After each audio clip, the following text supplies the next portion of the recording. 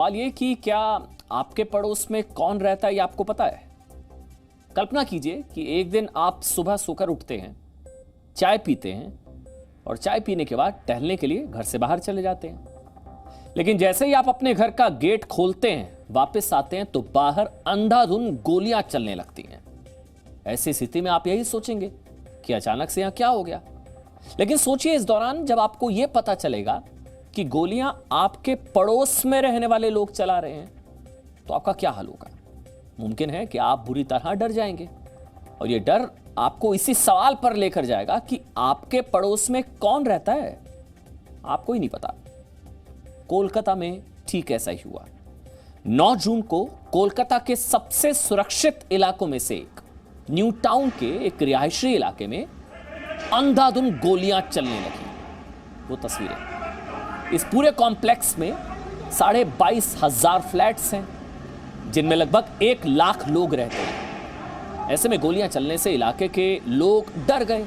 अचानक से हुआ क्या? गोलियां चलने लगी। जब काफी देर बाद गोलियों का शोर थमा तो लोगों को पता चला कि वहां सोसाइटी में उनके बीच लगभग 2000 किलोमीटर दूर पंजाब से आए 2 बड़े गैंगस्टर छिपे हुए थे। उनके साथ उनके बीच रह रहे थे।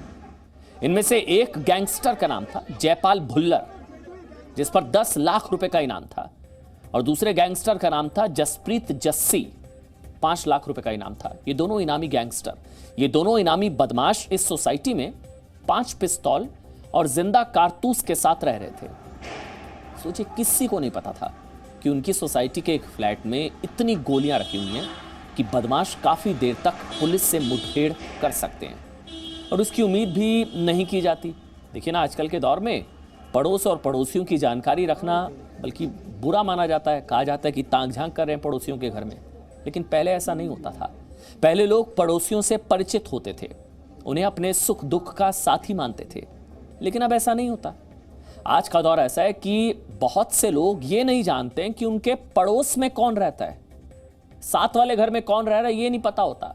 ये बहुत खतरनाक हो सकता है। आप चाहें तो इस खतरे को एक वीडियो से समझ सकते हैं जो कोलकाता में हुई मुठभेड़ के दौरान बनाया गया। पूरा वीडियो देखिए आप पहले।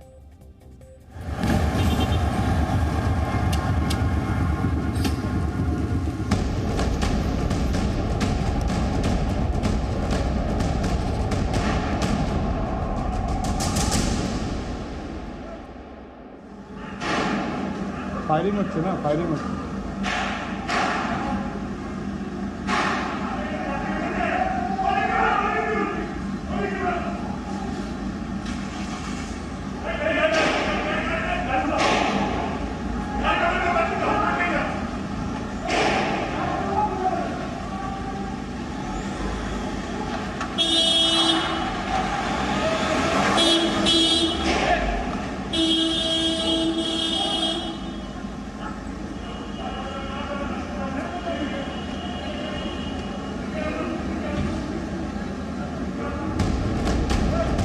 उनकी तरफ से पुलिस पर जो है फायरिंग की जाती है। रिटेलिएशन में एसटीएफ भी फायर करते हैं और उसमें ये दोनों जो वांटेड क्रिमिनल्स हैं उनकी जान जाती है, और साथ ही एसटीएफ का भी एक ऑफिसर को गंभीर रूप से चोटें आई, उन्हें अस्पताल में भर्ती कराया गया है। ऑटोमेटिक सोफिस्टिकेटेड पिस्टल्स रिकवरी हुई हैं, 89 राउंड्स ऑफ लाइव एमिनिशन रिकवर हुआ है, करीब 7 लाख रुपए कैश रिकवर हुआ है। पंजाब में उन्होंने कई सारे केस में वांटेड, उन्होंने इसीलिए वहाँ के इनामी बदमाश हैं। 15 तारीख को, पिछले महीने की 15 तारीख को एक केस रिकॉर्ड हुआ है जिसमें उन्होंने 2 एएसआईज की वहाँ पे हत्या करके भागे। जो लोग यहाँ पे रहते हैं, जो रेसिडेंट्स इस शुकोबृष्टि कॉम्प्लेक्स के, बेहद दहशत में है कि आखिरकार कितने दिनों से वो इन गैंगस्टर्स के साथ रह रहे थे, क्योंकि बहुत बड़ा ये रेसिडेंशियल कॉम्प्लेक्स है। कुल मिलाकर 22,500 फ्लैट है और करीब करीब 1 लाख लोग यहाँ पे रहते हैं। यहाँ के रेसिडेंट्स बस एक ही सवाल उठा रहे हैं कि किस तरीके के यहाँ पे सिक्योरिटी अरेंजमेंट्स है कि यहाँ पर गैंगस्टर जैसे क्रिमिनल्स को एंट्री मिल जाती है। 10-12 आदमी एक रूम में रहता है, जिसका नाम से रेंट है वो लोग नहीं है, यहाँ का परमानेंट रेसिडेंस ओनर है। वो लोग के पास भी पावर देना चाहिए जो आपका बिल्डिंग में यहाँ पे कौन कौन रह रहे हैं, रेंट पे कौन आ रहा है, उसके पास भी डॉक्यूमेंट्स होना चाहिए। यहाँ पर सिक्योरिटी अरेंजमेंट्स कैसे हैं? क्या सीसीटीवी कैमरे लगे हुए हैं? क्या CCTV हर दो टावर तो- के नीचे सिक्योरिटी गार्ड्स हैं? एकदम नहीं है। एक गेट में 2 सीसीटीवी कैमरा है, लेकिन वो ज्यादा काफी नहीं है, और इसके अंदर तो है ही नहीं।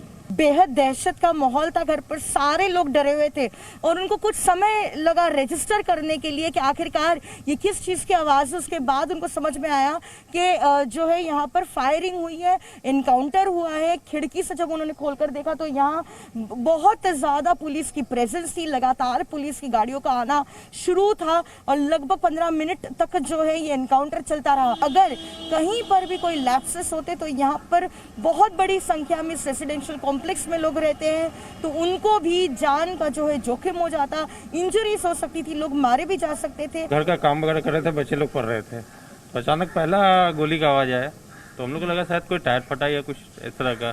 तो जस्ट हम लोग बालकोनी में आए, देखे तो यहाँ पे काफ़ी सारे फोर्स जमा थे जो गन लिए हुए थे। वहाँ तो नॉर्मली तो डर तो रहेगा ही सबको, क्योंकि फर्स्ट टाइम हम लोग ने देखा ये चीज़ें, और लाइव फिल्म में चलता है, लेकिन लाइव तो हम लोगों ने पहली बार ये चीज़ देखा है। बहुत आवाज़ आया बाहर से, गोला गोली का आवाज़ आया, बहुत आवाज़ आया। तो मेरा वर्क फ्रॉम होम चल रहा है, तो मैं घर से काम कर रहा था, तो अचानक देखा बहुत आवाज़। तो मैं विंडो ओपन करके जब देखा, जस्ट अपोजिट, मेरे घर का जस्ट अपोजिट साइड देखे बहुत police and lots of cars are coming and going, police officers are coming. तो देन आई सॉ, तो नीचे सिक्योरिटी थे हम लोग के नीचे, बिल्डिंग के नीचे। तो मैं जाके पूछा कि क्या हुआ भाई, तो उन लोगों को भी पता नहीं चला। मतलब 10-15 मिनट बाद तो देखे कि बहुत सारा पुलिस, अंदर हंड्रेड्स ऑफ पुलिस ऑफिसर्स, तो ये सब आया। तो सिक्योरिटी कंसर्न्स तो ये है, बहुत सारा सिक्योरिटी कंसर्न्स है, क्योंकि जब भी ये गोला गोली का आवाज़ आया तब ये भी हम लोग सोच रहे थे कि अगर बहुत लोग अगर रास्ते में होते तो तब क्या होता। इस वीडियो को देखकर आप समझ गए होंगे कि आज हम आपसे ये क्यों पूछ रहे हैं कि आपके पड़ोस में कौन रहता है। हम इस एनकाउंटर की पूरी कहानी आपको बताएंगे, लेकिन पहले कुछ आंकड़े जान लीजिए। भारत के शहरी इलाकों में 28% लोग किराए के मकान पर रहते हैं, पूरे इंडिया में 28%। वर्ष 1961 में, यानी कि भारत को आजाद हुए जब 14 वर्ष हुए थे, तब यह आंकड़ा 54% था। यानी कि तब के मुकाबले आज ऐसे लोगों की संख्या कम हुई है जो किराए पर रहते हैं। अब 28% है ऑल ओवर इंडिया, क्योंकि अब शहरों में बसे लोगों ने अपना वहीं घर खरीद लिया है। हालांकि आज भी नौकरी के लिए गांव से शहर आने वाले लोग, पढ़ाई के लिए आने वाले छात्र या कई परिवार दूसरे कारणों से अलग अलग शहरों में जाकर रहते हैं, उनका पहला ठिकाना किराए का मकान होता है। लेकिन क्या सभी किराएदारों की वेरिफिकेशन हो पाती है? सभी किराएदारों की? इसे आप चाहें तो दिल्ली के कुछ आंकड़ों से समझ सकते हैं। वर्ष 2020 में दिल्ली में 3,440 मकान मालिकों पर इसलिए केस दर्ज हुआ क्योंकि उन्होंने अपने किराएदारों की पुलिस वेरिफिकेशन नहीं कराई थी।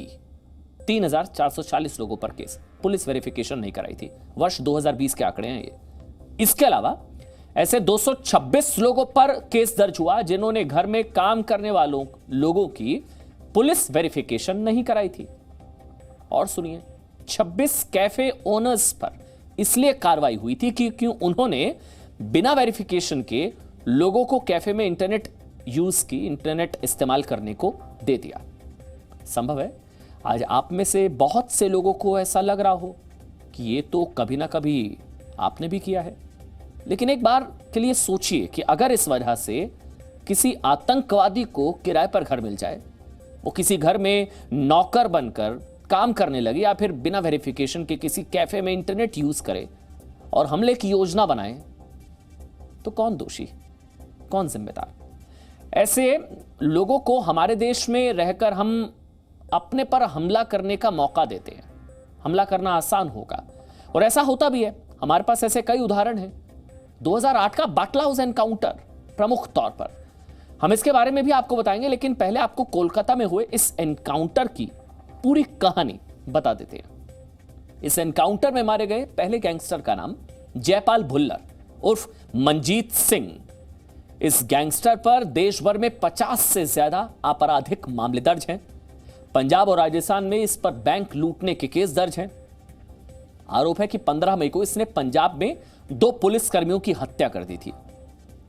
इस घटना के बाद ही यह गैंगस्टर पंजाब पुलिस से भागकर कोलकाता आ गया और उसने यहां पर छिपने के लिए एक ऐसा रिहायशी कॉम्प्लेक्स चुना जहां इस पर कोई शक नहीं कर सकता था। और ऐसा हुआ भी। ये कुछ दिनों तक वहां अपने साथी के साथ आराम से रहा, पकड़ में नहीं आया। यहां तक कि उसके पड़ोस में रहने वाले लोगों को भी इसकी जरा सी भी भनक नहीं थी कि गैंगस्टर हैं, क्योंकि आजकल तो पड़ोस में रह कौन रहा है पता ही नहीं होता हमें। आप सोच रहे होंगे कि पुलिस से भाग रहे एक इनामी बदमाश को इतने हाई प्रोफाइल सिक्योर्ड वीआईपी इलाके में फ्लैट किराए पर मिल कैसे गया। तो इस काम में एक ब्रोकर ने उसकी मदद की। ब्रोकर ने किराए पर यह फ्लैट तो सुमित नाम के एक शख्स को दिलाया, लेकिन यहां पर ये दोनों गैंगस्टर रह रहे थे, मतलब किसी और के नाम पर फ्लैट बुक कराया, रह रहे थे गैंगस्टर। इस दौरान इन गैंगस्टर्स के पास 7 लाख रुपए, 5 पिस्तौल और जिंदा कारतूस थे, लेकिन उन्होंने आसानी से सिस्टम की आंखों में धूल झोंक दी। हालांकि पुलिस को बाद में इसकी खबर मिली और मुठभेड़ में दोनों गैंगस्टर मारे गए। यहां एक महत्वपूर्ण बात यह भी है कि एनकाउंटर में मारा गया गैंगस्टर जयपाल भुल्लर उर्फ मंजीत सिंह एक जमाने में हैमर थ्रो में राष्ट्रीय स्तर का खिलाड़ी रह चुका है। उसके पिता पंजाब पुलिस में रिटायर्ड इंस्पेक्टर रहे हैं, लेकिन उसके बावजूद वो गलत रास्ते पर निकल गया और कई बार जेल भी गया। लेकिन इस बार उसने जो किया वो डराने वाला था। लेकिन जरा सोचिए, 22,500 फ्लैट्स में रहने वाले लोग गोलियों की आवाजें सुन रहे थे और उन्हें बाद में यही अफसोस हो रहा था कि आखिर उन्हें कैसे नहीं पता चला कि उनके पड़ोस में कौन रहता है। कुछ दिनों पहले, ये पहला मामला नहीं है, इकलौता नहीं है, कुछ दिनों पहले मुंबई में घर किराए पर दिलाने वाले ब्रोकर्स पर एक सर्वे किया गया था। इस सर्वे में पता चला था कि सिर्फ 20% ब्रोकर्स ही किराएदारों की पुलिस वेरिफिकेशन कराते हैं, सिर्फ 20% कराते हैं पुलिस वेरिफिकेशन। हमें लगता है कि बाकी किराएदारों की पुलिस वेरिफिकेशन नहीं कराना आम नागरिकों की सुपारी देने जैसा है, आपकी सुरक्षा की सुपारी, क्योंकि इस लापरवाही के कई गंभीर परिणाम हो सकते हैं।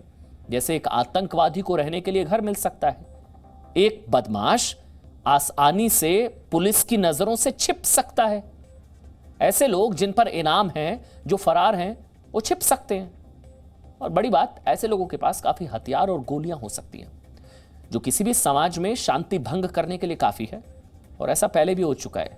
हम आपको कुछ उदाहरण बताते हैं कि एक इकलौता मामला नहीं है। देखिए, इसी साल मार्च के महीने में दिल्ली में कुख्यात गैंगस्टर कुलदीप मान उर्फ फज्जा एक रिहायशी अपार्टमेंट में हथियार के साथ छिपा हुआ था।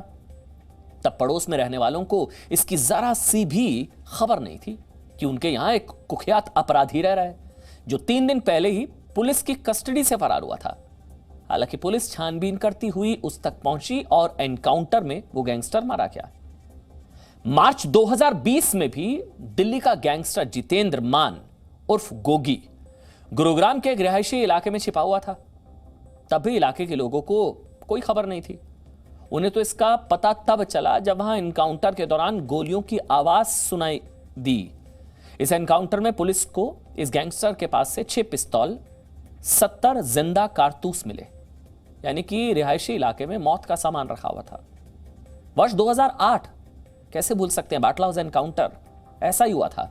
सितंबर 2008 में 4 आतंकवादी दिल्ली के जामिया नगर की बाटला हाउस बिल्डिंग में छिपे हुए थे।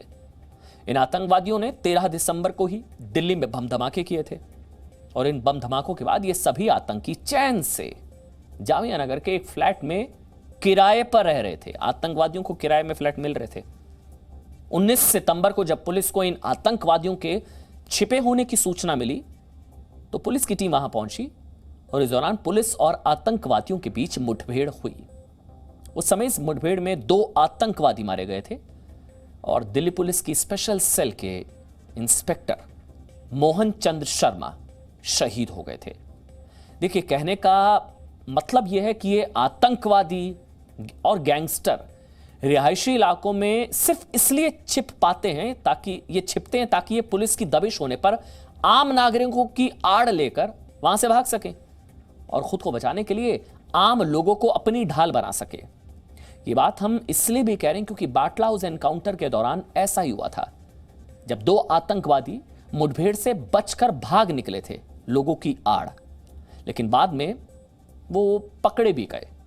ये तमाम घटनाएं हमें उसी सवाल पर लेकर आती है कि क्या आपको पता है आपके पड़ोस में कौन रहता है? क्योंकि अगर कोलकाता की इस मुठभेड़ में इन गैंगस्टर को फ्लैट किराए पर देने से पहले जांच की गई होती, सही से पुलिस वेरिफिकेशन होता, तो शायद वो वहां नहीं छिपते ही नहीं या छिप ही नहीं पाते। आपके लिए एक रिपोर्ट तैयार की है जिसे देखकर आपको यह पता चलेगा कि पड़ोसी की जानकारी रखना आज के समय में जरूरी है।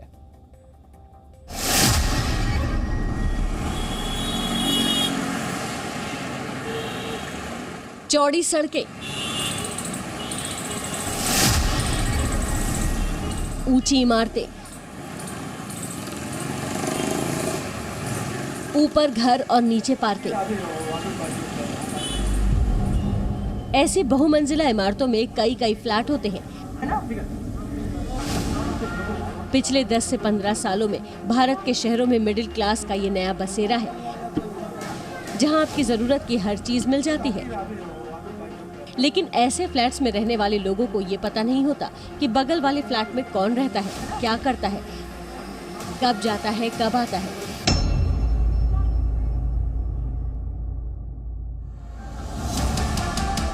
ऐसे में सवाल आपसे है कि क्या आपको ये पता है कि आपके पड़ोस में कौन रहता है? क्या आपने कभी ये जानने की कोशिश की है कि आपके बगल वाले फ्लैट में रहने वाले लोग क्या करते हैं? नहीं, आपने ये जानने की कोशिश नहीं की होगी। आपका ऐसे ही अनजान बने रहना अब आपकी सुरक्षा के लिए खतरा बन गया है। ऐसा हम क्यों कह रहे हैं, इसे समझने के लिए आपको 24 घंटे पुरानी एक तस्वीर दिखाते हैं।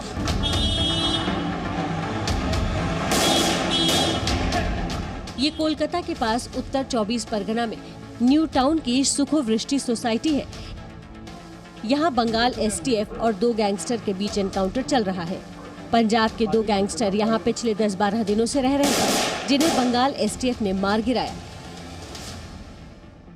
जब हम लोगों ने उन लोगों को अरेस्ट करने की कोशिश की तो उन्होंने रेजिस्ट किया, उन्होंने हमारे ऊपर फायरिंग की। उसके परिणाम स्वरूप हम लोगों ने उनके ऊपर फायरिंग की। इस घटना के एक दिन बाद अब लोग डरे हुए हैं। हर फ्लैट मेंबर सब अभी डरते हैं। क्या अभी कोई कुछ हो सकता है क्या नहीं, अभी कोई किसी को मालूम नहीं है। तो हम लोग सब डर भी है सब यहाँ पे। कोई सिक्योरिटी नहीं है, नाम का वास्ते है यहाँ पे। कोई तलाश नहीं कर रहा है, हमको बोलने से कोई प्रायोरिटी भी नहीं देता है। बहुत सब घटना हो जाते हैं, लेकिन भगवान से बहुत प्रार्थना हम लोग बाँच गया।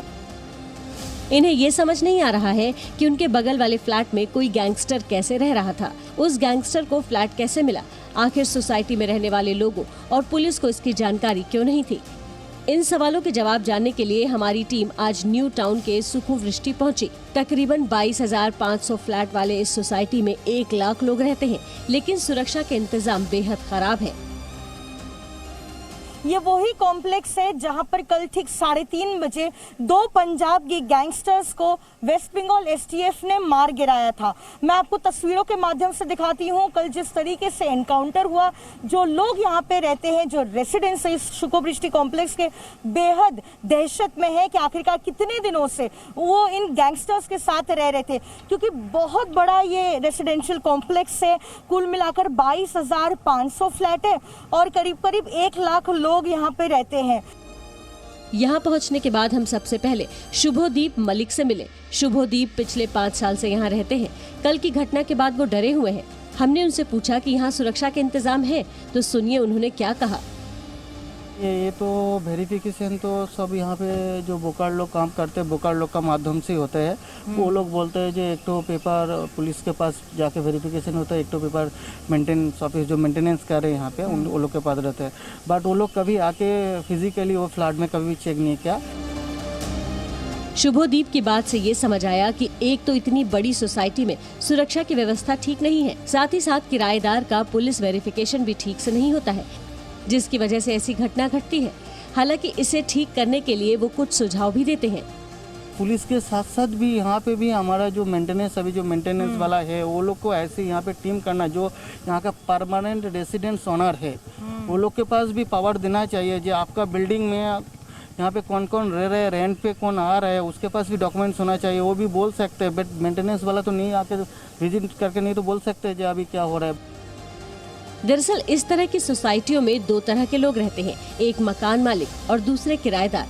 मकान मालिक अक्सर ये आरोप लगाते हैं कि किराएदार समस्या खड़ी करते हैं। ऐसा शुभोदीप के साथ हो भी चुका है।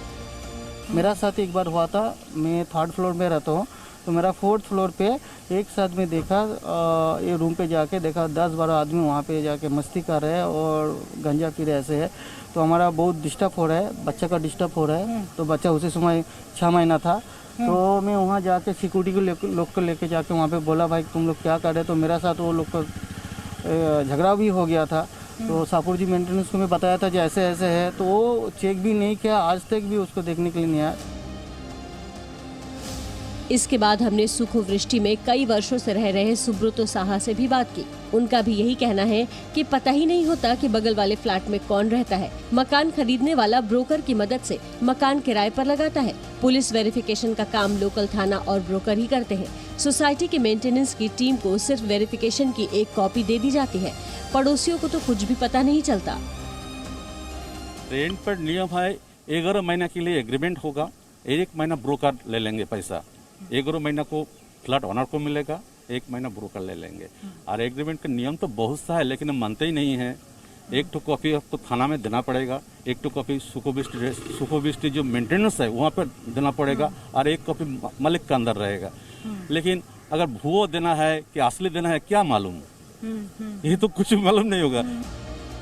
सुब्रतो भी यही सुझाव देते हैं कि कुछ कुछ समय में किराएदारों की पहचान की जानी चाहिए, इससे सुरक्षा के हालात ठीक रहेंगे। अपील तो हरदम ही हम करते हैं, इसलिए 3 साल पहले तो हम लोग को केस किया, मामला किया शाहपुर जी के एगेंस्ट, जो यहाँ ठीक नहीं चल रहा है। तो लोग बोले कि ठीक है, हम जाके सब बैठ के सब ठीक कर लेंगे। तो कुछ नहीं ठीक हुआ, जो चलता है वही चलता है। अब सवाल ये भी है कि जब किराएदार का पुलिस वेरिफिकेशन होता है तो दोनों गैंगस्टर को सुखोवृष्टि में फ्लैट कैसे मिला? दरअसल जिस फ्लैट में दोनों गैंगस्टर रह रहे थे वो मकान शब्बीर अली नाम के एक व्यापारी का है। तकरीबन 15 दिन पहले सुशांतो नाम के एक प्रॉपर्टी ब्रोकर ने उनका मकान सुमीत नाम के एक व्यापारी को किराए पर दिया था। लॉकडाउन होने की वजह से शब्बीर अली सुमीत से मुलाकात नहीं कर पाए थे। किराए पर फ्लैट देने के बदले में सुमीत से आधार कार्ड और पासपोर्ट की फोटोकॉपी ली गई थी। फ्लैट भले ही सुमीत ने लिया था, लेकिन यहाँ रह रहे थे पंजाब के 2 इनामी गैंगस्टर। पिछले कुछ समय से इस तरीके की सोसाइटियों में हत्या, फायरिंग, एनकाउंटर जैसे मामले और भी ज्यादा बढ़ रहे हैं। ये इसलिए है क्योंकि लोग जो आस पड़ोस में रहते हैं उनको ये जानकारी नहीं होती कि उनके बगल वाले फ्लैट में कौन रह रहा है, क्यों रह रहा है। फ्लैट में जो लोग रहते हैं वो एक दूसरे के संपर्क में नहीं होते हैं। शायद इसलिए कोलकाता के पास न्यू टाउन की सोसाइटी में 2 गैंगस्टर कई दिनों से रह रहे थे और किसी को मालूम तक नहीं था। इसलिए जरूरी ये है कि आप जानें कि आपके बगल वाले फ्लैट में कौन रह रहा है और अपने पड़ोसियों की जानकारी रखें, क्योंकि ये आपकी सुरक्षा से जुड़ा हुआ है। न्यू टाउन से कैमरा पर्सन फेलिक्स ओकिनाथ के साथ पूजा मेहता, जी मीडिया।